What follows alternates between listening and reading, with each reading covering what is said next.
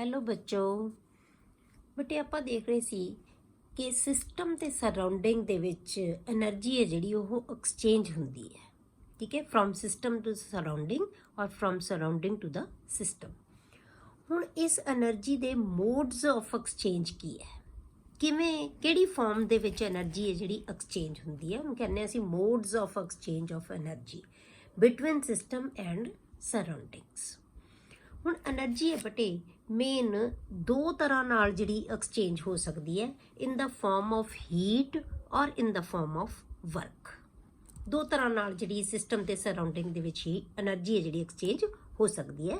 Energy is mainly exchange as heat and work between the system and the surrounding. ਸਭ ਤੋਂ ਪਹਿਲਾਂ ਆਪਾਂ ਲੈਂਦੇ ਬੇਟੇ ਐਜ਼ ਹੀਟ એનર્ਜੀ। ਹੁਣ ਹੀਟ એનર્ਜੀ ਕਦੋਂ ਐਕਸਚੇਂਜ ਹੋਏਗੀ ਬੇਟੇ? ਸਿਰਫ ਉਦੋਂ ਐਕਸਚੇਂਜ ਹੋਏਗੀ ਜਦੋਂ ਸਰਾਊਂਡਿੰਗ ਤੇ ਸਿਸਟਮ ਦੇ ਟੈਂਪਰੇਚਰ ਦੇ ਵਿੱਚ ਡਿਫਰੈਂਸ ਹੋਏਗਾ, ਉਹਨਾਂ ਦਾ ਅਲੱਗ-ਅਲੱਗ ਡਿਫਰੈਂਸ ਹੋਏਗਾ। ਇੱਕ ਚੀਜ਼ ਦੇ ਵਿੱਚ ਟੈਂਪਰੇਚਰ ਜ਼ਿਆਦਾ ਹੋਏਗਾ, ਇੱਕ ਚੀਜ਼ ਦਾ ਟੈਂਪਰੇਚਰ ਘੱਟ ਹੋਏਗਾ, ਮਤਲਬ ਆਪਸ ਦੇ ਵਿੱਚ ਟੈਂਪਰੇਚਰ ਦਾ ਡਿਫਰੈਂਸ ਹੋਣਾ ਚਾਹੀਦਾ ਹੈ, ਠੀਕ ਹੈ। ਪਹਿਲਾਂ ਆਪਾਂ ਲੈਂਦੇ ਹਾਂ, ਸਪੋਜ਼ ਕਰੋ ਸਿਸਟਮ ਦਾ ਜਿਹੜਾ ਟੈਂਪਰੇਚਰ ਉਹ ਵੱਧਦਾ ਹੈ ਸਰਾਊਂਡਿੰਗ ਦੇ ਟੈਂਪਰੇਚਰ ਦੇ ਨਾਲੋਂ, ਠੀਕ ਹੈ। ਤਾਂ ਫਿਰ ਕੀ ਹੋਏਗਾ ਬੇਟੇ? ਹੀਟ ਐਕਸਚੇਂਜ ਕਿੱਥੇ ਹੋਏਗੀ? ਹਮੇਸ਼ਾ ਕਿੱਥੋਂ ਹੁੰਦਾ ਹੈ ਫਲੋ ਹੀਟ ਦਾ? From higher temperature to lower temperature. ਤਾਂ ਇਹਦਾ ਮਤਲਬ ਕਿ ਆਪਾਂ ਕਿਹਾ ਕਿ ਸਿਸਟਮ ਦਾ ਟੈਂਪਰੇਚਰ ਹੈ ਜਿਹੜਾ ਉਹ ਜ਼ਿਆਦਾ ਹੈ, ਠੀਕ ਹੈ। ਸਿਸਟਮ ਦਾ ਟੈਂਪਰੇਚਰ ਜ਼ਿਆਦਾ ਹੈ, ਜ਼ਿਆਦਾ ਕਦੋਂ ਹੋਏਗਾ? ਆਪਾਂ ਮੰਨ ਲਿਆ ਕਿ ਸਿਸਟਮ ਹੈ ਜਿਹੜਾ ਉਹ ਹੌਟਰ ਦੈਨ ਸਰਾਊਂਡਿੰਗ, ਤਾਂ ਉਦੋਂ ਹੀਟ ਐਕਸਚੇਂਜ ਹੋਣੀ ਹੈ ਬੇਟੇ ਕਿੱਥੋਂ ਜਾਏਗੀ? From system to the surrounding. ਇਹ ਹੀਟ ਦਾ ਫਲੋ ਬੇਟੇ ਕਦੋਂ ਤੱਕ ਹੋਏਗਾ? ਜਦੋਂ ਦੋਨਾਂ ਦਾ ਟੈਂਪਰੇਚਰ ਸੇਮ ਨਹੀਂ ਹੋ ਜਾਂਦਾ, ਠੀਕ ਹੈ। ਜਦੋਂ ਤੱਕ ਦੋਨਾਂ ਦਾ ਟੈਂਪਰੇਚਰ ਸੇਮ ਹੋਏਗਾ ਉਦੋਂ ਜਿਹੜਾ ਹੀਟ ਦਾ ਫਲੋ ਹੈ ਉਹ ਕੀ ਹੋ ਜਾਏਗਾ? ਬੰਦ ਹੋ ਜਾਏਗਾ। ਕਲੀਅਰ? ਦੋਨਾਂ ਦਾ ਟੈਂਪਰੇਚਰ ਸੇਮ ਹੋ ਜਾਏਗਾ। ਹੁਣ ਇਹ ਸਿਸਟਮ ਤੋਂ ਸਰਾਊਂਡਿੰਗ ਵੱਲ ਨੂੰ ਹੀਟ ਫਲੋ ਹੋ ਰਹੀ ਹੈ। ਹੁਣ ਦੂਸਰੀ ਚੀਜ਼ ਕੀ ਹੈ ਬੇਟੇ? ਜੇ ਸਾਡੇ ਸਿਸਟਮ ਦੀ ਜਿਹੜਾ ਟੈਂਪਰੇਚਰ ਹੈ ਉਹ ਘੱਟ ਹੋਵੇ ਐਜ਼ ਕੰਪੇਅਰ ਟੂ ਸਰਾਊਂਡਿੰਗਸ, ਤਾਂ ਫਿਰ ਕੀ ਹੋਏਗਾ ਬੇਟੇ? ਸਰਾਊਂਡਿੰਗ ਤੋਂ ਹੀਟ ਹੈ ਜਿਹੜੀ ਉਹ ਫਲੋ ਹੋਏਗੀ ਟੂ ਦਾ ਸਿਸਟਮ।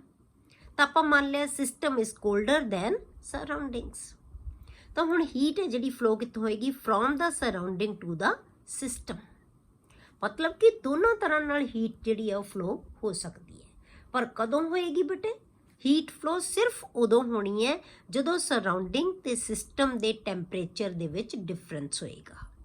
ਚਾਹੇ ਸਿਸਟਮ ਦਾ ਟੈਂਪਰੇਚਰ ਸਰਾਊਂਡਿੰਗ ਦੇ ਕੰਪੈਰੇਟਿਵਲੀ ਘੱਟ ਹੋਏ, ਚਾਹੇ ਸਿਸਟਮ ਦਾ ਟੈਂਪਰੇਚਰ ਸਰਾਊਂਡਿੰਗ ਦੇ ਕੰਪੈਰੇਟਿਵਲੀ ਵੱਧ ਹੋਏ, ਜੇ ਬਰਾਬਰ ਟੈਂਪਰੇਚਰ ਹੋਏਗਾ ਤਾਂ ਹੀਟ ਦਾ ਫਲੋ ਨਹੀਂ ਹੋਏਗਾ। ਕਲੀਅਰ? ਹੁਣ ਜਿਹੜੀ ਹੀਟ ਫਲੋ ਹੁੰਦੀ ਹੈ ਬੇਟੇ ਉਹਨੂੰ ਅਸੀਂ ਕਿਹਦੇ ਨਾਲ ਲਿਖਦੇ ਹਾਂ? ਕਿਊ ਦੇ ਨਾਲ ਲਿਖਦੇ ਹਾਂ, ਕਿਊ ਨਾਲ ਰਿਪਰੈਜ਼ੈਂਟ ਕਰਦੇ ਹਾਂ। ਤਾਂ ਆਪਾਂ ਬਾਈ ਕਨਵੈਨਸ਼ਨ ਯਾਦ ਰੱਖਣਾ ਕਦੋਂ ਕਹਿਣਾ ਹੈ ਕਿ ਜਦੋਂ ਕਿਊ ਨੈਗੇਟਿਵ, ਮੈਂ ਪਹਿਲੇ ਲਿਖਿਆ ਕਿਊ ਨੈਗੇਟਿਵ ਕਿਊ ਕਦੋਂ ਕਹਿਣਾ ਹੈ? ਜਦੋਂ ਸਿਸਟਮ ਤੋਂ ਸਰਾਊਂਡਿੰਗ ਵੱਲ ਨੂੰ ਹੀਟ ਫਲੋ ਹੁੰਦੀ ਹੈ, ਮਤਲਬ ਜਦੋਂ ਸਿਸਟਮ ਹੀਟ ਰਿਲੀਜ਼ ਕਰ ਰਿਹਾ ਹੈ ਤਾਂ ਉਹਨੂੰ ਅਸੀਂ ਨੈਗੇਟਿਵ ਕਿਊ ਕਵਾਂਗੇ। ਜੇ ਹੀਟ ਸਿਸਟਮ ਐਬਜ਼ੋਰਵ ਕਰ ਰਿਹਾ ਤਾਂ ਅਸੀਂ ਉਹਨੂੰ ਪੋਜ਼ਿਟਿਵ। ਬਸ ਇਹ ਯਾਦ ਰੱਖੋ, ਜੇ ਐਬਜ਼ੋਰਵ ਕਰ ਰਿਹਾ ਸਿਸਟਮ ਤਾਂ ਪੋਜ਼ਿਟਿਵ ਹੈ, ਮਤਲਬ ਗੇਨ ਕਰ ਰਿਹਾ। ਜੇ ਇਹ ਛੱਡ ਰਿਹਾ ਹੀਟ ਤਾਂ ਇਹਦਾ ਮਤਲਬ ਇਹ ਨੈਗੇਟਿਵ ਹੈ। ਕਿਊ ਦੇ ਨਾਲ ਅਸੀਂ ਇਹਨੂੰ ਲਿਖਦੇ ਹਾਂ। ਜਿਹੜੀ ਹੀਟ ਦੀ ਐਕਸਚੇਂਜ ਹੈ ਉਹਨੂੰ ਕਿਊ ਦੇ ਨਾਲ ਲਿਖਿਆ ਜਾਂਦਾ ਹੈ, ਠੀਕ ਹੈ। ਔਰ ਫਲੋ ਕਦੋਂ ਤੱਕ ਹੋਣਾ ਦੋਨਾਂ ਦੇ ਵਿੱਚ? ਭਾਵੇਂ ਸਿਸਟਮ ਟੂ ਸਰਾਊਂਡਿੰਗ ਔਰ surrounding to system.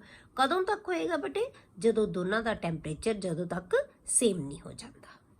Clear? Exchange of heat energy between the system and the surrounding continues till both of them acquire the same temperature, ਠੀਕ ਹੈ। ਜਦੋਂ ਤੱਕ ਦੋਨਾਂ ਦਾ ਟੈਂਪਰੇਚਰ ਸੇਮ ਨਹੀਂ ਆ ਜਾਂਦਾ। Energy exchange as heat is written as Q. ਹੁਣ ਆਪਾਂ ਕਿਊ ਨੈਗੇਟਿਵ ਕਦੋਂ ਕਹਿਣਾ ਬੇਟੇ ਤੇ ਪੋਜ਼ਿਟਿਵ ਕਦੋਂ ਕਹਿਣਾ? Q is positive if it is transferred from the surrounding to the system, and Q is negative if it is transferred from the system to the surrounding. Clear? दूसरी ਆਪਾਂ टाइप करते हैं बटे as work energy. Work energy ਦੀ farm ਦੇ ਵਿੱਚ ਪਹਿਲਾਂ ਆਪਾਂ heat energy ਲੈ ਲਿਆ, એનર્ਜੀ ਨਹੀਂ ਐਕਸਚੇਂਜ ਹੋਣਾ in the form of heat or in the form of work, दोनों ही एनर्जीज है as in the form of work ਆਪਾਂ ਜੇ ਕਹੀਏ, ठीक है। ਤਾਂ ਵਰਕ ਆਪਾਂ ਕੀ ਵਰਕ ਦੀ ਫਾਰਮ ਦੇ ਵਿੱਚ ਜਿਹੜੀ ਐਕਸਚੇਂਜ ਹੈ ਨਾ ਸਿਸਟਮ ਤੇ ਸਰਾਊਂਡਿੰਗ ਦੇ ਵਿੱਚ ਉਹ ਜਿਹੜਾ ਵਰਕ ਹੈ ਉਹ ਦੋ ਤਰ੍ਹਾਂ ਦਾ ਹੁੰਦਾ ਬੇਟੇ। ਠੀਕ ਹੈ, ਵਰਕ ਹੈ ਜਿਹੜਾ ਦੋ ਤਰ੍ਹਾਂ ਦਾ ਹੋਏਗਾ, ਇੱਕ ਨੂੰ ਅਸੀਂ ਇਲੈਕਟ੍ਰੀਕਲ ਵਰਕ ਕਹਿੰਦੇ ਆ ਤੇ ਦੂਸਰਾ ਕੀ ਹੋਏਗਾ ਮਕੈਨੀਕਲ ਵਰਕ। ਇਲੈਕਟ੍ਰੀਕਲ ਵਰਕ ਦਾ ਮਤਲਬ ਕੀ ਹੈ ਬੇਟੇ ਕਿ ਕਿਸੇ ਵੀ ਸਿਸਟਮ ਦੇ ਵਿੱਚੋਂ ਜਦੋਂ ਅਸੀਂ ਇਲੈਕਟ੍ਰੀਕਲ ਕਰੰਟ ਪਾਸ ਕਰਦੇ ਹਾਂ, ਠੀਕ ਹੈ, ਤਾਂ ਉਹਦੇ ਵਿੱਚ ਕੀ ਹੈ ਚੇਂਜ ਹੋ ਜਾਂਦੀ ਹੈ, ਕੋਈ ਨਾ ਕੋਈ ਕੈਮੀਕਲ ਚੇਂਜ ਆ ਜਾਂਦੀ ਹੈ। ਜਦੋਂ ਕਿ ਸਿਸਟਮ ਦੇ ਵਿੱਚੋਂ ਅਸੀਂ ਇਲੈਕਟ੍ਰਿਸਿਟੀ ਪਾਸ ਕਰਾਂਗੇ ਨਾ, ਇਲੈਕਟ੍ਰੀਕਲ ਜਿਹੜਾ ਕਰੰਟ ਦੇਵਾਂਗੇ ਉਹਨੂੰ, ਤਾਂ ਉਹਦੇ ਵਿੱਚ ਉਹਦੇ ਆਇਨਸ ਹੈ ਜਿਹੜੇ ਮੂਵ, ਜਿਵੇਂ ਸਪੋਜ਼ ਕਰੋ ਆਪਾਂ ਵਾਟਰ ਹੈ, ਵਾਟਰ ਦੇ ਵਿੱਚੋਂ ਅਸੀਂ ਕਰੰਟ ਪਾਸ ਕਰਤਾ, ਤਾਂ ਵਾਟਰ ਦੇ ਵਿੱਚੋਂ ਜਦੋਂ ਅਸੀਂ ਕਰੰਟ ਪਾਸ ਕਰਾਂਗੇ ਬੇਟੇ ਤਾਂ ਉਹਦੇ ਵਿੱਚ ਉਹ ਆਇਓਨਾਈਜ਼ ਹੋ ਜਾਂਦਾ, ਉਹਦੇ ਆਇਨਸ ਹੈ ਜਿਹੜੇ ਮੂਵ ਕਰਨਾ ਸ਼ੁਰੂ ਕਰ ਦਿੰਦੇ ਆ। ਕਿੱਧਰ ਨੂੰ ਮੂਵ ਕਰਨਗੇ? ਆਪੋਜ਼ਿਟ ਇਲੈਕਟ੍ਰੋਡ ਵੱਲ ਨੂੰ। ਨੈਗੇਟਿਵਲੀ ਚਾਰਜਡ ਆਇਨਸ ਹੈ ਜਿਹੜੇ ਪੋਜ਼ਿਟਿਵ ਇਲੈਕਟ੍ਰੋਡ ਵੱਲ ਜਾਣਗੇ ਤੇ ਪੋਜ਼ਿਟਿਵਲੀ ਆਇਨਸ ਨੈਗੇਟਿਵ ਵੱਲ ਅਟਰੈਕਟ ਹੋਣਗੇ, ਉੱਥੇ ਜਾ ਕੇ ਉਹ ਡਿਸਚਾਰਜ ਹੋ ਜਾਣਗੇ, ਆਪਣਾ ਆਪਣਾ ਚਾਰਜ ਖਤਮ ਕਰ ਦੇਣਗੇ। ਠੀਕ ਹੈ, ਤਾਂ ਸਾਨੂੰ ਕੀ ਹੈ, ਜਿਸ ਚੀਜ਼ ਤੋਂ ਵਾਟਰ ਬਣਿਆ ਹੋਇਆ ਉਹਨਾਂ ਚੀਜ਼ਾਂ ਦੇ ਵਿੱਚ ਹੀ ਦੁਬਾਰਾ ਕਨਵਰਟ ਹੋ ਜਾਏਗਾ। ਠੀਕ ਹੈ, ਡੀਕੰਪੋਜ਼ ਹੋ ਜਾਏਗਾ। ਤਾਂ ਮਤਲਬ ਕਿ ਵਾਟਰ ਸਾਨੂੰ ਪਤਾ ਹੈ ਹਾਈਡਰੋਜਨ ਤੇ ਆਕਸੀਜਨ ਗੈਸ ਤੋਂ ਬਣਿਆ ਹੋਇਆ ਹੈ। ਜਦੋਂ ਅਸੀਂ ਵਾਟਰ ਦੀ ਇਲੈਕਟ੍ਰੋਲਿਸਿਸ ਕਰ ਦਿੰਦੇ ਹਾਂ, ਉਹਦੇ ਵਿੱਚੋਂ ਇਲੈਕਟ੍ਰਿਕ ਕਰੰਟ ਪਾਸ ਕਰ ਦਿੰਦੇ ਹਾਂ, ਤਾਂ ਉਹ ਹਾਈਡਰੋਜਨ ਤੇ ਆਕਸੀਜਨ ਗੈਸ ਦੇ ਵਿੱਚ ਹੀ ਕਨਵਰਟ ਹੋ ਜਾਂਦਾ ਹੈ। ਠੀਕ ਹੈ, ਉਹਨੂੰ ਅਸੀਂ ਕਹਿੰਦੇ ਹਾਂ ਇਲੈਕਟ੍ਰੋਲਿਸਿਸ ਆਫ ਵਾਟਰ। ਆਪਾਂ ਐਗਜ਼ਾਮਪਲ ਦਿੱਤੀ ਹੈ ਕਿ ਇਲੈਕਟ੍ਰੋਲਿਸਿਸ ਆਫ ਵਾਟਰ ਹੋ ਜਾਂਦੀ ਹੈ ਜਿਵੇਂ। ਤਾਂ ਇਹ ਇੱਕ ਵਰਕ ਹੋ ਗਿਆ। ਮਤਲਬ ਕੀ ਹੈ, ਉਹਦੇ ਵਿੱਚ ਸਾਨੂੰ ਇੱਕ ਯੂਜ਼ਫੁਲ ਪ੍ਰੋਡਕਟ ਬਣ ਗਈ ਜਿਹੜੀ ਸਾਡੇ ਕੋਲੇ ਦੋ ਇਲੈਕਟ੍ਰੋਡਸ ਦੇ ਉੱਤੇ ਸਾਨੂੰ ਚੀਜ਼ਾਂ ਮਿਲਣਗੀਆਂ, ਹਾਈਡਰੋਜਨ ਐਂਡ ਆਕਸੀਜਨ। ਠੀਕ ਹੈ, ਇਹਨੂੰ ਕਹਿੰਦੇ ਅਸੀਂ ਇਲੈਕਟ੍ਰੀਕਲ ਵਰਕ। ਪਰ ਅਸੀਂ ਇਹ ਵਰਕ ਨੂੰ ਡਿਸਕਸ ਨਹੀਂ ਕਰਨਾ ਬੇਟੇ ਇਸ ਚੈਪਟਰ ਦੇ ਵਿੱਚ, ਆਪਾਂ ਪੜ੍ਹਨਾ ਮਕੈਨੀਕਲ ਵਰਕ। ਤਾਂ ਦੂਸਰੀ ਟਾਈਪ ਦਾ ਜਿਹੜਾ ਵਰਕ ਹੈ ਉਹਨੂੰ ਕਹਿੰਦੇ ਅਸੀਂ mechanical work. Mechanical work is also called pressure volume work. ਇਹਨੂੰ ਅਸੀਂ ਪ੍ਰੈਸ਼ਰ ਵੋਲਿਊਮ ਵਰਕ ਵੀ ਕਹਿੰਦੇ ਹਾਂ। ਠੀਕ ਹੈ, ਤਾਂ ਇਹਦਾ ਮਤਲਬ ਕੀ ਹੈ ਕਿ ਜਦੋਂ ਇਹ ਵਰਕ ਹੋਏਗਾ ਤਾਂ ਇਹਦਾ ਮਤਲਬ ਜਿਹੜਾ ਸਿਸਟਮ ਹੈ ਉਹਦੇ ਵੋਲਿਊਮ ਦੇ ਵਿੱਚ ਚੇਂਜ ਹੋਏਗੀ, ਆਪਾਂ ਪ੍ਰੈਸ਼ਰ ਵੋਲਿਊਮ ਵਰਕ ਕਹਿੰਦੇ ਹਾਂ। ਤਾਂ ਜਦੋਂ ਪ੍ਰੈਸ਼ਰ ਤਾਂ ਕਨਸਟੈਂਟ ਹੀ ਰਹਿੰਦਾ, ਆਪਾਂ ਦੇਖਦੇ ਹਾਂ ਜੇ ਆਪਾਂ ਐਟਮੋਸਫੇਰਿਕ ਪ੍ਰੈਸ਼ਰ ਦੇ ਅਕੋਰਡਿੰਗ ਦੇਖੀਏ ਤੇ ਬਾਹਰ ਜਿਹੜਾ ਸਾਡਾ ਪ੍ਰੈਸ਼ਰ ਹੈ ਉਹ ਕਨਸਟੈਂਟ ਹੀ ਰਹੇਗਾ।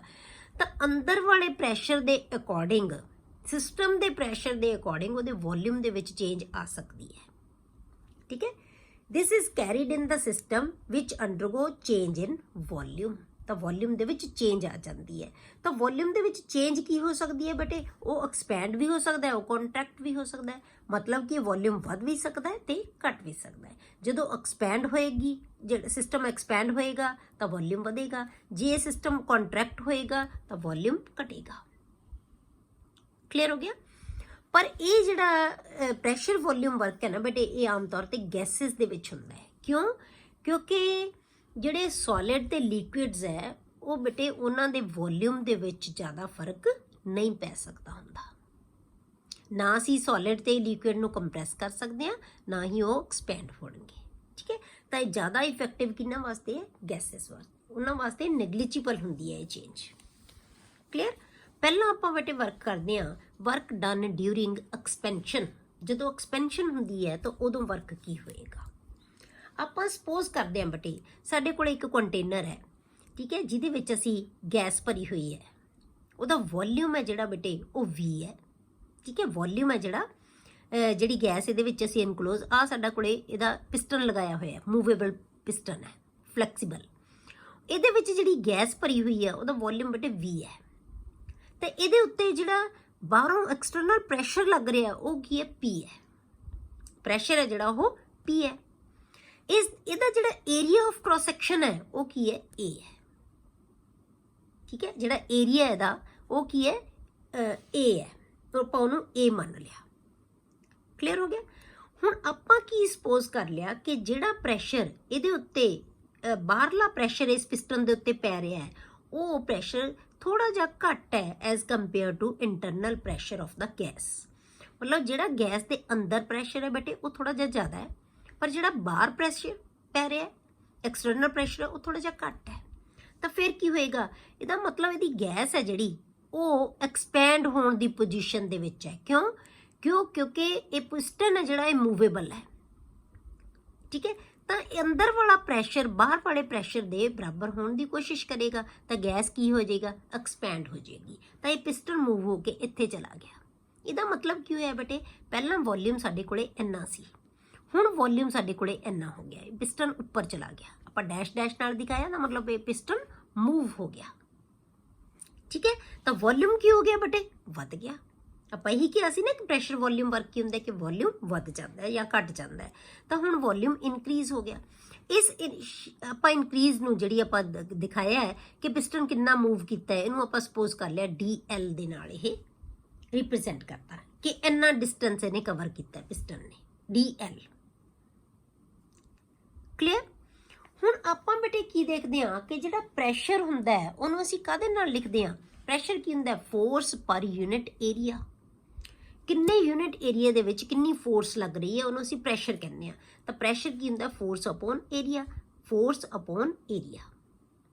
ਕਲੀਅਰ। ਹੁਣ ਆਪਾਂ ਇੱਥੇ ਫੋਰਸ ਕਿਉਂ ਕੱਢ ਲਿਆ ਕਿ F = P × A, ਇੱਥੋਂ ਲਿਆ ਨਾ ਅਸੀਂ F = A, ਉੱਧਰ ਜਾ ਕੇ ਮਲਟੀਪਲਾਈ ਹੋ ਜਾਏਗਾ P × A। ਇਹ ਆਪਾਂ ਕਿਉਂ ਲਿਆ, ਆਪਾਂ ਹੁਣੇ ਦੇਖਦੇ ਹਾਂ ਕਿਉਂ, ਕਿਉਂਕਿ ਅਸੀਂ ਵਰਕ ਡਨ ਕੱਢਣਾ ਬੇਟੇ।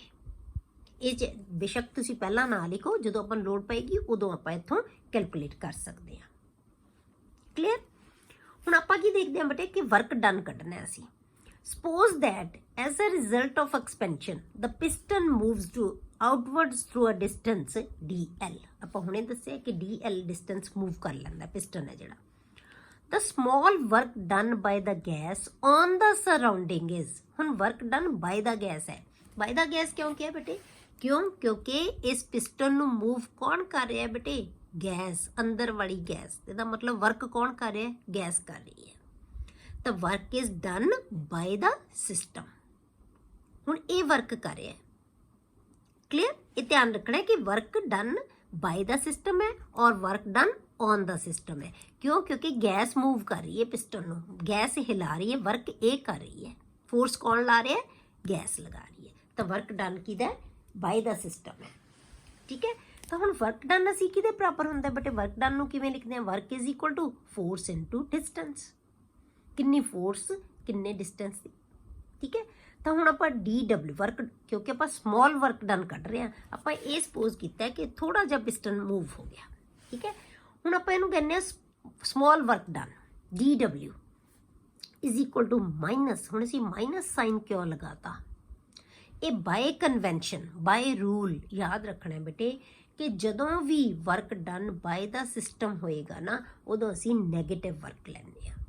ਜਦੋਂ work done on the system ਹੋਏਗਾ ਉਹਨੂੰ ਹਮੇਸ਼ਾ ਅਸੀਂ ਪੋਜ਼ਿਟਿਵ ਵਰਕ ਲੈਂਦੇ ਹਾਂ। ਤਾਂ ਇਹ ਕੀ ਹੈ, work done by the system. ਤਾਂ ਬਾਏ ਦਾ ਸਿਸਟਮ ਕੀ ਹੋਏਗਾ, ਨੈਗੇਟਿਵ ਵਰਕ।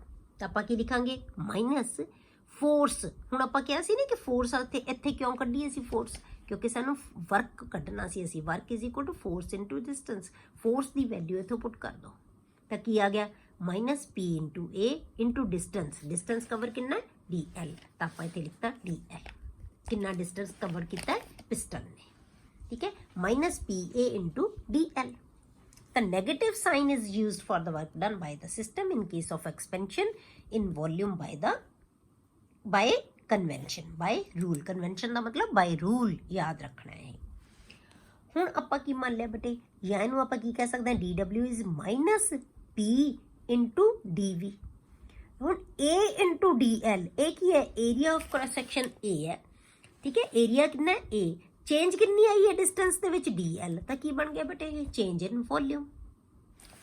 ਪਹਿਲਾਂ ਵੋਲਿਊਮ ਇੰਨਾ ਸੀ, ਇੰਨਾ ਪਿਸਟਨ ਉੱਪਰ ਚਲਾ ਗਿਆ, DL ਡਿਸਟੈਂਸ ਉੱਪਰ ਇਹਨੇ ਕਵਰ ਕਰ ਲਿਆ, ਤਾਂ ਸਾਰਾ ਸਾਡਾ ਵੋਲਿਊਮ ਬਣ ਗਿਆ। ਹੁਣ ਆ ਜਿਹੜਾ ਏਰੀਆ, ਇਹ ਕੀ ਹੈ, area into cross section into DL ਕੀ ਬਣ ਗਿਆ ਬੇਟੇ, ਇਹ ਚੇਂਜ ਇਨ ਵੋਲਿਊਮ। ਵੋਲਿਊਮ ਦੇ ਵਿੱਚ ਚੇਂਜ ਆ ਗਈ। ਵੋਲਿਊਮ ਨੂੰ ਚੇਂਜ ਨੂੰ ਅਸੀਂ ਕਾਹਦੇ ਨਾਲ ਲਿਖਾਂਗੇ ਬੇਟੇ, DV ਦੇ ਨਾਲ। V is volume, D is change, small change. ਠੀਕ ਹੈ, DV is equal to A into DL। ਹੁਣ ਆਪਾਂ ਮੰਨ ਲਿਆ, ਇਹ ਤਾਂ ਅਸੀਂ ਸਮਾਲ ਵਰਕ ਡਨ ਲਿਖਿਆ। ਜੇ ਆਪਾਂ ਟੋਟਲ ਵਰਕ ਡਨ ਕੱਢਣਾ ਹੋਵੇ, ਸਪੋਜ਼ ਕਰੋ ਸਾਡੇ ਕੋਲ ਇੱਕ ਸਿਸਟਮ ਸੀ, ਉਹਦਾ ਜਿਹੜਾ ਵੋਲਿਊਮ ਸੀ ਉਹ V1 ਹੈ, ਉਹਦਾ ਅਖੀਰਲਾ ਵੋਲਿਊਮ ਜਿਹੜਾ ਹੋ ਗਿਆ ਬੇਟੇ V2 ਹੋ ਗਿਆ। ਟੋਟਲ ਪਹਿਲਾਂ ਸੀ ਵੋਲਿਊਮ, ਇਨੀਸ਼ੀਅਲ ਵੋਲਿਊਮ V1 ਸੀ। ਜਦੋਂ ਐਨ ਕੰਪਲੀਟ ਹੋ ਗਿਆ, ਉਸ ਤੋਂ ਬਾਅਦ ਨਹੀਂ ਮੂਵ ਕਰੇਗਾ ਪਿਸਟਨ, ਤਾਂ ਉਹਦਾ ਵੋਲਿਊਮ V2 ਹੋ ਗਿਆ। ਹੁਣ ਵਰਕ ਡਨ ਕਿਹਦੇ ਨਾਲ ਲਿਖਾਂਗੇ ਅਸੀਂ ਬੇਟੇ, W ਦੇ ਨਾਲ। ਟੋਟਲ ਵਰਕ ਡਨ ਕੱਢਾਂਗੇ ਆਪਾਂ। ਹੁਣ ਟੋਟਲ ਵਰਕ ਡਨ ਅਸੀਂ ਕਿਵੇਂ ਲਵਾਂਗੇ ਬੇਟੇ? ਅਸੀਂ ਇਸ ਇਕੁਏਸ਼ਨ ਨੂੰ ਜਿਹੜਾ ਅਸੀਂ ਸਮਾਲ ਵਰਕ ਡਨ ਲਿਖਿਆ ਇਹਦੀ ਆਪਾਂ ਇੰਟੀਗ੍ਰੇਸ਼ਨ ਕਰ ਦਾਂਗੇ। ਇਹ ਡਿਫਰੈਂਸ਼ੀਅਲ ਇਕੁਏਸ਼ਨ ਹੈ, ਇਹਦੀ ਆਪਾਂ ਕੀ ਕਰਾਂਗੇ? ਇੰਟੀਗ੍ਰੇਸ਼ਨ ਕਰ ਦਾਂਗੇ। ਇੰਟੀਗ੍ਰੇਸ਼ਨ ਨਾਲ ਸਾਡੇ ਕੋਲੇ ਕੀ ਆ ਜਾਏਗਾ ਬੇਟੇ? Total work done. ਠੀਕ ਹੈ, ਤਾਂ W is equal to -P integration dV। ਇਹਨੂੰ ਅਸੀਂ ਬਾਹਰ ਕੱਢ ਲਿਆ ਕੌਂਸਟੈਂਟ। ਕਿਉਂ? ਕਿਉਂਕਿ ਪ੍ਰੈਸ਼ਰ ਇਜ਼ ਕੌਂਸਟੈਂਟ, ਇਸ ਕਰਕੇ ਪ੍ਰੈਸ਼ਰ ਨੂੰ ਅਸੀਂ ਬਾਹਰ ਰੱਖ ਲਿਆ। ਤਾਂ ਹੁਣ ਆਪਾਂ ਇਹਦੀਆਂ ਲਿਮਿਟਸ ਲਗਾ ਦਿਓ। ਪਹਿਲਾ ਵੋਲਿਊਮ ਕਿੰਨਾ ਸੀ? V1। ਵੋਲਿਊਮ ਫਾਈਨਲ ਕਿੰਨਾ ਆ ਗਿਆ? V2। dV ਦਾ ਜਿਹੜੀ ਇੰਟੀਗ੍ਰੇਸ਼ਨ ਹੈ ਬੇਟੇ ਕੀ ਹੁੰਦੀ ਹੈ? V ਹੁੰਦੀ ਹੈ। ਠੀਕ ਹੈ, ਆਪਾਂ ਕਹਿੰਦੇ ਹਾਂ integration of dx is equal to x, ਤਾਂ dV ਦੀ ਇੰਟੀਗ੍ਰੇਸ਼ਨ ਕੀ ਹੋਗੀ? V ਹੋਗੀ। ਤਾਂ ਆਪਣੇ ਕੋਲੇ ਕੀ ਆ ਗਿਆ? -P ਇੰਟੂ V ਦੀਆਂ ਲਿਮਿਟਸ ਲਗਾ ਦਿਓ ਬੇਟੇ, ਫਾਈਨਲ ਮਾਈਨਸ ਇਨੀਸ਼ੀਅਲ, ਤਾਂ ਕੀ ਬਣ ਜਾਏਗਾ? V2 minus V1। V2 minus V1 ਨੂੰ ਕੀ ਕਵਾਂਗੇ ਅਸੀਂ? Delta V। Total change in volume. Initial final volume ਦੇ ਵਿੱਚੋਂ ਅਸੀਂ ਇਨੀਸ਼ੀਅਲ ਵੋਲਿਊਮ ਨੂੰ ਘਟਾਤਾ, ਤਾਂ ਕੀ ਆ ਜਾਏਗਾ? Change in volume. ਤਾਂ ਕੀ ਬਣ ਗਿਆ? Is equal to -P delta V। ਤਾਂ ਇਹੀ ਆਪਾਂ ਕਿਹਾ ਸੀ ਕਿ ਜਿਹੜਾ ਮਕੈਨੀਕਲ ਵਰਕ ਹੈ ਉਹਨੂੰ ਪ੍ਰੈਸ਼ਰ ਵੋਲਿਊਮ ਵਰਕ ਕਹਿੰਦੇ ਆ ਬੇਟੇ। ਤਾਂ ਇਹ ਕੀ ਆ ਗਿਆ ਸਾਡੇ ਕੋਲੇ? Pressure volume work. ਹੁਣ ਸਿਰਫ ਚੇਂਜ ਕਿਹਦੇ ਚ ਹੁੰਦੀ ਹੈ? ਵੋਲਿਊਮ ਦੇ ਵਿੱਚ। ਕਿਉਂ? ਕਿਉਂਕਿ ਪ੍ਰੈਸ਼ਰ ਕੀ ਰਹਿੰਦਾ ਹੈ? ਕੌਨਸਟੈਂਟ। ਤਾਂ work done is equal to -P delta V। P is pressure, delta V is change in volume. ਤੇ ਇੱਥੋਂ ਅਸੀਂ ਵਰਕ ਡਨ ਕੈਲਕੂਲੇਟ ਕਰ ਸਕਦੇ ਹਾਂ। ਜਿੰਨਾ ਵੋਲਿਊਮ ਦੇ ਵਿੱਚ ਚੇਂਜ ਆਏਗੀ ਉਹਨੂੰ ਉਹਦੇ ਪ੍ਰੈਸ਼ਰ ਨਾਲ ਮਲਟੀਪਲਾਈ ਕਰ ਦਿਓ, ਤਾਂ ਕੀ ਆ ਜਾਏਗਾ? Work done. ਕਲੀਅਰ? ਹੁਣ ਆਪਾਂ ਕਰਦੇ ਹਾਂ ਬੇਟੇ ਵਰਕ ਡਨ ਡਿਊਰਿੰਗ ਕੰਟਰੈਕਸ਼ਨ। ਹੁਣ ਜੇ ਅਸੀਂ ਕੰਟਰੈਕਸ਼ਨ ਦੇ ਵਿੱਚ ਕਰੀਏ, ਪਹਿਲਾਂ ਅਸੀਂ ਐਕਸਪੈਂਸ਼ਨ ਦੇ ਵਿੱਚ ਕੀਤਾ ਸੀ, ਹੁਣ ਆਪਾਂ ਕਰਦੇ ਹਾਂ ਕੰਟਰੈਕਸ਼ਨ ਦੇ ਵਿੱਚ। ਹੁਣ ਕੰਟਰੈਕਸ਼ਨ ਦੇ ਵਿੱਚ ਜਿਹੜਾ ਵਰਕ ਡਨ ਆਏਗਾ ਉਹ ਕੀ ਹੋਏਗਾ? ਇਹ ਉਸ ਤੋਂ ਉਲਟ ਹੋਏਗਾ। ਹੁਣ ਆਪਾਂ ਕੀ ਕਰਾਂਗੇ ਕਿ ਵਰਕ ਡਨ ਹੈ ਜਿਹੜਾ ਉਹਦੇ ਵਿੱਚ ਆਪਾਂ ਆਏ ਮੰਨ ਲਿਆ ਕਿ ਜਿਹੜਾ ਪ੍ਰੈਸ਼ਰ ਬਾਹਰ ਵਾਲਾ ਪ੍ਰੈਸ਼ਰ ਸੀ, ਜਿਹੜਾ ਆਪਾਂ ਕਿਹਾ ਸੀ ਕਿ ਇੱਥੇ ਜਿਹੜਾ ਪ੍ਰੈਸ਼ਰ ਹੈ ਇਹ ਥੋੜਾ ਜਿਹਾ ਜ਼ਿਆਦਾ ਹੈ as compare to internal pressure of the gas. ਬਾਹਰ ਪ੍ਰੈਸ਼ਰ ਜ਼ਿਆਦਾ ਹੈ, ਅੰਦਰ ਪ੍ਰੈਸ਼ਰ ਘੱਟ ਹੈ। ਜੇ ਹੁਣ ਪ੍ਰੈਸ਼ਰ ਬਾਹਰ ਜ਼ਿਆਦਾ ਹੈ ਤਾਂ ਉਹ ਕੀ ਕਰੇਗਾ ਬੇਟੇ? ਇਸ ਪਿਸਟਨ ਨੂੰ ਮੂਵ ਕਰ ਦੇਗਾ ਅੰਦਰ ਨੂੰ। ਠੀਕ ਹੈ, ਜੇ ਬਾਹਰ ਪ੍ਰੈਸ਼ਰ ਜ਼ਿਆਦਾ ਹੈ ਤਾਂ ਉਹ ਮੂਵ ਹੀ ਕਰੇਗਾ ਨਾ, ਪ੍ਰੈਸ਼ਰ ਹੋਰ ਅੰਦਰ ਪਾ ਦੇਗਾ। ਤਾਂ ਵੋਲਿਊਮ, ਇਹ ਪਿਸਟਨ ਜਿਹੜਾ ਬਾਹਰ ਨੂੰ ਆਉਣ ਦੀ ਬਜਾਏ ਇਹ ਪਿਸਟਨ ਇੱਥੋਂ ਅੰਦਰ ਨੂੰ ਚਲਾ ਜਾਏਗਾ। ਤਾਂ ਇਹਦਾ ਮਤਲਬ ਵੋਲਿਊਮ ਕੀ ਹੋ ਜਾਏਗਾ ਬੇਟੇ? ਡਿਕਰੀਜ਼ ਹੋ ਜਾਏਗਾ। ਇਹ ਪਿਸਟਨ ਇੱਥੇ ਦੀ ਬਜਾਏ ਹੁਣ ਇੱਥੇ ਆ ਜਾਏਗਾ। ਜਦੋਂ ਇੱਥੇ ਆ ਗਿਆ ਪਿਸਟਨ, ਫਿਰ ਅਸੀਂ ਉਹਨੂੰ DL ਮੰਨ ਲਾਂਗੇ। ਫਿਰ ਅਸੀਂ ਉਸੇ ਤਰ੍ਹਾਂ ਬਿਲਕੁਲ ਫਿਰ ਅਸੀਂ ਫਾਰਮੂਲੇ ਲਾਵਾਂਗੇ। ਠੀਕ ਹੈ, ਤਾਂ ਹੁਣ ਕੀ ਹੋਗੀ? ਗੈਸ ਕੰਟਰੈਕਟ ਹੋਗੀ, ਸੁੰਗੜ ਗਈ ਗੈਸ। ਪਹਿਲਾਂ ਫੈਲ ਰਹੀ ਸੀ, ਵੋਲਿਊਮ ਵੱਧ ਰਿਹਾ ਸੀ, ਹੁਣ ਵੋਲਿਊਮ ਕੀ ਹੋ ਰਿਹਾ? ਘਟ ਰਿਹਾ। ਠੀਕ ਹੈ, ਤਾਂ ਪਿਸਟਨ ਇਨਵਰਡਸ ਮੂਵ ਹੋਏਗਾ। ਹੁਣ if the internal pressure is slightly more than that of the pressure enclosed in the cylinder, it will contract. The work is said to be done on the system. The work is done on the system. The on the system ਨੂੰ ਅਸੀਂ work done ਕੀ ਮੰਨਣਾ ਬੇਟੇ? Positive ਹੁੰਦਾ ਉਹ by the surrounding. In case of V2 is less than. ठीक है, work is done said to be on the system by the surrounding. In this case V2 is less than V1. ਹੁਣ ਆਪਾਂ ਇਹੀ ਮੰਨ ਲਓ ਆਪੇ ਹੀ ਪੋਜ਼ਿਟਿਵ ਵਰਕ ਆਏਗਾ, ਬਟ ਸਾਨੂੰ ਲਾਉਣ ਦੀ ਲੋੜ ਨਹੀਂ। ਜੋ ਅਸੀਂ ਇੱਥੇ ਕੱਢਿਆ ਸੀ W is equal to -P delta V। ਠੀਕ ਹੈ, W is equal to -P into V2 minus V1 in delta V ਹੈ ਨਾ। V2 ਮਾਈਨਸ V1 ਹੀ ਲਿਖਣਾ ਸੀ, ਫਾਈਨਲ ਮਾਈਨਸ ਇਨੀਸ਼ੀਅਲ ਵੋਲਿਊਮ। ਪਰ ਹੁਣ V2 ਹੈ ਜਿਹੜਾ ਬੇਟੇ ਉਹ ਘੱਟ ਹੈ, ਉਹਦੀ ਵੈਲਿਊ ਘੱਟ ਹੈ। ਆਪਾਂ ਕਿਹਾ ਨਾ ਕਿ ਵੋਲਿਊਮ ਘੱਟ ਗਿਆ, V2 ਘੱਟ ਹੈ V1 ਨਾਲੋਂ, ਤਾਂ ਇਹਦਾ ਮਤਲਬ ਇਹਦੀ ਵੈਲਿਊ ਕੀ ਆਊਗੀ ਬੇਟੇ? ਨੈਗੇਟਿਵ ਆਏਗੀ। ਤਾਂ ਨੈਗੇਟਿਵ ਨੈਗੇਟਿਵ ਕੀ ਹੋ ਜਾਏਗਾ? ਪੋਜ਼ਿਟਿਵ। ਤਾਂ ਇਹਦਾ ਵਰਕ ਡਨ ਕੀ ਆਏਗਾ? ਪੋਜ਼ਿਟਿਵ ਆਏਗਾ। ਕਲੀਅਰ? ਜਦੋਂ ਵਰਕ ਡਨ ਆਏਗਾ ਔਨ ਦਾ ਸਿਸਟਮ ਉਦੋਂ ਵਰਕ ਡਨ ਪੋਜ਼ਿਟਿਵ ਹੋਏਗਾ, ਜਦੋਂ work done by the system ਤਾਂ ਨੈਗੇਟਿਵ ਵਰਕ ਆਏਗਾ। ਸੇਮ ਅਸੀਂ ਉਵੇਂ ਲਗਾਉਣਾ ਹੈ। ਹੁਣ ਬਾਰ-ਬਾਰ ਨਹੀਂ ਸੀ ਕੈਲਕੂਲੇਟ ਕਰਨ ਦੀ ਲੋੜ, ਤਾਂ ਇੱਥੇ ਹੀ ਅਸੀਂ ਦੇਖ ਲੈਣਾ ਕਿ ਵਰਕ ਡਨ ਹੈ ਜਿਹੜਾ ਉਹ ਕਿੰਨਾ? W is equal to -P into V2 minus V1। Clear? ਹੁਣ ਜੇ ਬੇਟੇ ਆਪਾਂ IUPAC ਕੀ ਚੀਜ਼ ਹੈ ਬੇਟੇ? ਇਹ ਹੈ international union of pure and applied chemistry. ਇਹ ਚੀਜ਼ਾਂ ਬੇਟੇ ਇਹੀ ਜਿਹੜਾ ਜਿਹੜਾ ਸਿਸਟਮ ਹੈ ਨਾ ਇਹਦੇ ਅਕੋਰਡਿੰਗ ਹੀ ਜਿਹੜੀਆਂ ਰეკਮੈਂਡੇਸ਼ਨਸ ਹੈ ਕੋਈ ਵੀ ਚੀਜ਼ ਦੀਆਂ ਉਹ ਦਿੱਤੀਆਂ ਜਾਂਦੀਆਂ। ਕਲੀਅਰ। ਹੁਣ ਇਹਦੀਆਂ IUPAC ਦੀਆਂ ਲੇਟੈਸਟ ਕਨਵੈਨਸ਼ਨਸ ਦੇ ਅਕੋਰਡਿੰਗ, ਇਹਦੇ ਰეკਮੈਂਡੇਸ਼ਨਸ ਦੇ ਅਕੋਰਡਿੰਗ ਹੁਣ ਆਪਾਂ ਕੀ ਮੰਨਣਾ ਹੈ, ਇੱਥੋਂ ਧਿਆਨ ਰੱਖਣਾ ਕਿ work done by the system in expansion, ਕਿਉਂਕਿ ਐਕਸਪੈਂਸ਼ਨ 'ਚ ਹੀ ਵਰਕ ਡਨ ਕਰੇਗਾ ਨਾ ਸਿਸਟਮ। ਜਦੋਂ ਐਕਸਪੈਂਡ ਹੋਏਗੀ ਗੈਸ ਤਾਂ ਉਹ ਗੈਸ ਫੈਲ ਰਹੀ ਹੈ। Work done by the system ਹੋ ਗਿਆ is negative. And work done on the system in contraction, contraction ਦੇ ਵਿੱਚ ਕੌਣ ਵਰਕ ਕਰ ਰਿਹਾ ਬੇਟੇ? ਸਰਾਊਂਡਿੰਗ ਕਰ ਰਿਹਾ, ਉਹਨੂੰ ਪਿਸਟਨ ਨੂੰ ਨੀਚੇ ਨੂੰ ਦਬਾ ਰਿਹਾ ਹੈ, ਸਰਾਊਂਡਿੰਗ ਵਰਕ ਕਰ ਰਿਹਾ। ਤਾਂ work done on the system in contraction is positive. ਤਾਂ ਜਦੋਂ ਐਕਸਪੈਂਸ਼ਨ ਹੋਏਗੀ ਉਦੋਂ ਹਮੇਸ਼ਾ ਨੈਗੇਟਿਵ ਵਰਕ ਹੋਏਗਾ, ਜਦੋਂ ਕੰਟਰੈਕਸ਼ਨ ਹੋਏਗੀ ਉਦੋਂ ਹਮੇਸ਼ਾ ਪੋਜ਼ਿਟਿਵ ਵਰਕ ਹੋਏਗਾ। ਕਲੀਅਰ।